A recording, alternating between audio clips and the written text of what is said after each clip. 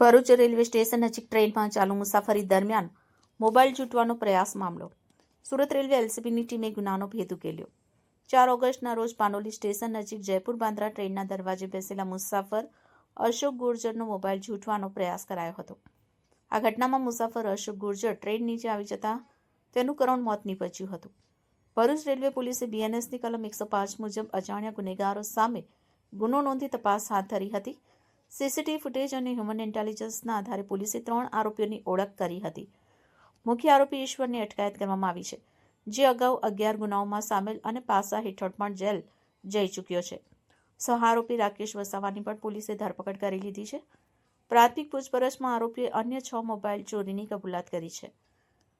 Bharuch police, LCB અને એસઓજીની ટીમો દ્વારા આરોપીઓને રિમાન્ડ પર લઈ વધુ કાયદેસરની કાર્યવાહી હાથ ધરાઈ છે. ગઈ તારીખ 4 ઓગસ્ટના રોજ ભરૂચ રેલવે પોલીસ સ્ટેશનની હદ વિસ્તારમાં આવતો પાનોલી રેલવે સ્ટેશન, ત્યાંથી જયપુર બાંદ્રા ટ્રેન પસાર થઈ રહી હતી. તે ટ્રેનમાં દરવાજા પર બેસીને એક ઈસમ મુસાફરી કરી રહ્યા હતા, જેનું નામ અશોક ગુર્જર હતું. તે દરવાજામાં બેસીને મોબાઈલ વાપરતા હતા અને પ્લેટફોર્મ ઉપર એક ઈસમ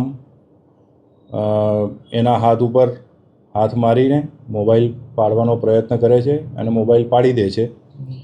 જે અરસામાં જે અશોક ગુર્જર છે એ ટ્રેનમાંથી દરવાજામાં બેસેલા હતા, તે ત્યાંથી ટ્રેનમાંથી પડી જાય છે પ્લેટફોર્મ ઉપર અને ટ્રેનની નીચે આવીને કપાઈ જવાથી એનું મૃત્યુ થાય છે. જે બાબતની જાણ ભરૂચ રેલવે પોલીસને તેમજ અમને બધાને થતાં આ કામે ફરિયાદીના જે મરણ જનાર છે એના સંબંધીઓની શોધખોળ કરી, એમનો સંપર્ક કરી એમની ફરિયાદ લઈને ભરૂચ રેલવે પોલીસ સ્ટેશનમાં અજાણ્યા આરોપીઓ વિરુદ્ધ બીએનએસની કલમ 105 મુજબ ગુનો નોંધવામાં આવેલ. સદર ગુનો જે છે એ 10 વર્ષથી આજીવન કેદ સુધીની સજાની જોગવાઈવાળી કલમો એમના લગાવવામાં આવી છે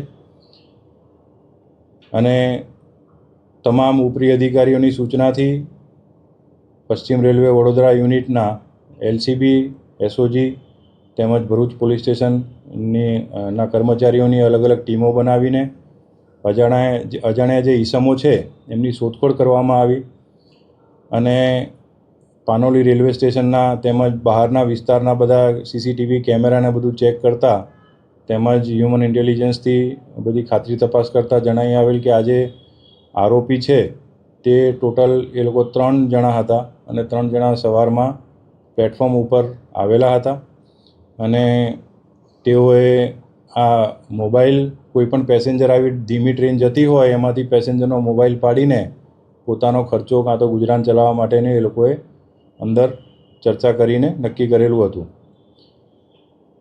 જે આરોપીઓ છે એમના સીસીટીવી ફૂટેજ પરથી એમની ઓળખ કરવા માટે થઈને અલગ અલગ દિશાઓમાં તેમજ સમગ્ર સુરત ડિવિઝનમાં, વડોદરા ડિવિઝનમાં, રતલામ, દાહોદ સુધી અને આ બાજુ તમારે નંદુરબાર, વ્યારા સુધી તેમજ વાપી સુધી